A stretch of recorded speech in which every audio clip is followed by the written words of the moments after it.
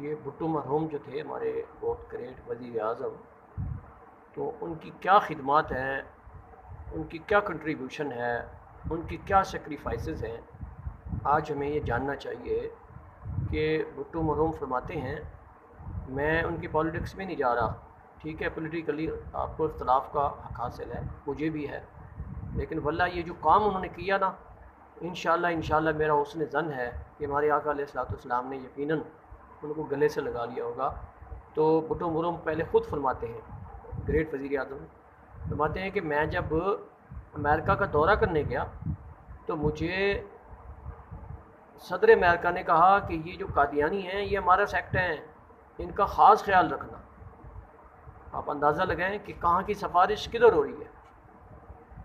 تو اس کے بعد بھٹو فرماتے میں واپس آیا تو میں نے تہیہ کر رکھا تھا کہ انشاءاللہ یہ میں ضرور کام کروں گا۔ تو وہاں پہ شورش کاشمیری مجھے ملنے آئے، تو شورش کاشمیری نے فرمایا کہ بھٹو صاحب، سیدہ طیبہ طاہرہ سیدہ کائنات سلام اللہ علیہا کے والد محترم صلی اللہ تعالیٰ علیہ وآلہ وسلم کی عزت کو واپس کرائیں قادیانیوں سے۔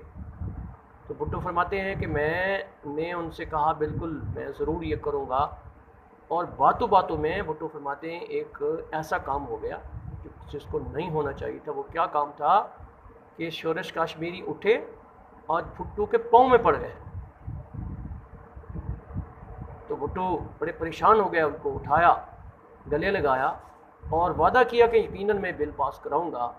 تو الحمدللہ بہت بڑی ڈسکشن کے بعد وہ انشاءاللہ آپ کو شیئر کی جائے گی مزید ویڈیوز میں، تو بہت بڑی لمبی چوڑی ڈسکشن ہوئی ہے۔ یہ کوئی انہرڈ کنڈیم نہیں ہوا کہ جی گھر میں، حالانکہ اسمبلی کا یہ ایک لا ہے، اسمبلی کی جورسڈکشن ہے، اسمبلی کی پاور میں شامل ہے کہ اسمبلی قانون بناتے وقت یہ نہیں دیکھتی کہ کس کو فائدہ کس کو نقصان، کسی کو بلانے کی سننے کی پابند نہیں ہے۔ جو پارلیمنٹ ہوتی ہے وہ تو یو ایس اے یا بالخصوص یو کے کی پارلیمنٹ جو ہے وہ کہتے ہیں یہ ہر چیز کر سکتی ہے، پارلیمنٹ سپریم ہے، ہر قانون بنا سکتی ہے۔ تو ادھر اگرچہ ہم یہ کہتے ہیں کہ اللہ اس کے رسول کے بعد عوام کی جو خواہشات ہیں اس کے مطابق ہوگا، لیکن وہ جو پارلیمنٹ ہے وہ اس طرح کی انہیں کہ ساورن ہے، مطلق العنان ہے کہ جو چاہے قانون بنا دے۔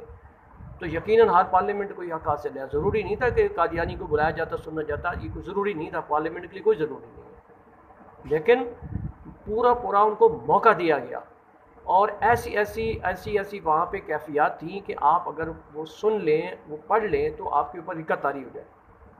جھوٹ کا پلندہ، فضولیات، وہ انشاءاللہ آپ کو شیئر کی جائیں گی کہ جب اس سے سوال کیا جاتا تھا وہ کیا کرتا تھا، یعنی ناصر قادیانی جو ہے کیا کرتا تھا۔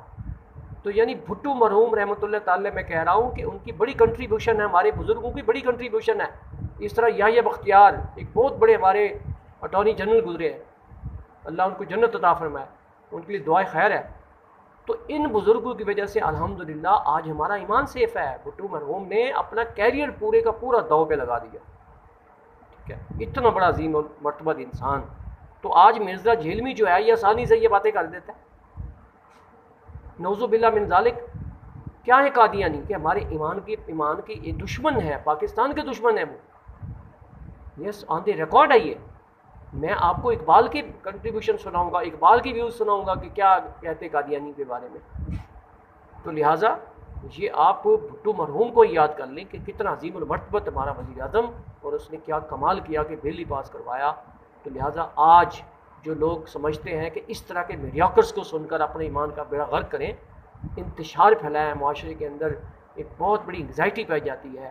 تو لہٰذا اس سے بچیں، ایسے لوگوں سے بچیں، اور کسی مستند عالم دین جو عاشق رسول ہو، جو اولیاء کو مانتا ہو، جو اللہ اس کے رسول کی یعنی جو فرامین ہے اس کی تابع داری کرتا ہو، پھر جا کے بندے کو انشاءاللہ عافیت کا کچھ، اللہ کی بے نیازی ہے، وہ چاہے تو سب کچھ برباد کر کے رکھ دے، وہ بے نیاز جو ہوا، لیکن جب اس کے پیارے بندوں کا وسیلہ ہم پیش کرتے ہیں انشاءاللہ، تو قوی امکان ہے کہ انشاءاللہ اللہ تبارک و تعالیٰ ہماری بخشش فرما دیتا ہے۔ تو لہٰذا یہ بھٹو مرحوم کی کنٹریبیوشن کو یاد کر لیں، تو ان قادیانیوں سے آپ دور رہیں، اور ان قادیانی نواز لوگوں سے بھی دور رہیں۔